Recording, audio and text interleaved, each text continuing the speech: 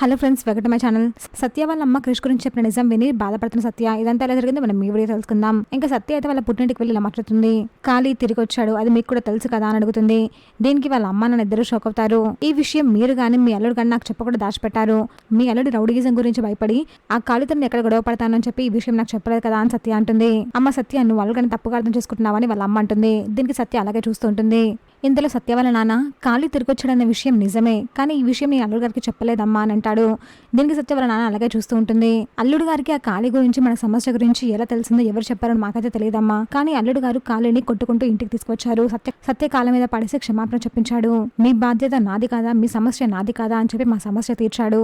నువ్వు అల్లుడుగానే తప్పుగా అర్థం చేసుకుంటున్నావు సత్య, ఇప్పటికైనా మారు అని వాళ్ళమ్మ చెప్తూ ఉంటుంది. దీనికి సత్య, అయ్యో కృష్ణుని అపార్థం చేసుకున్నా, అన్ని మాటలు అన్నానేంటి అని బాధపడుతూ ఉంటుంది. చూసాక ఫ్రెండ్స్, మరి జరగబోతుందో ఇలాంటి జెన్యూన్ అండ్ అప్డేట్స్ కోసం మా వీడియోకి లైక్ చేసి ఛానల్ సబ్స్క్రైబ్ చేసుకోండి.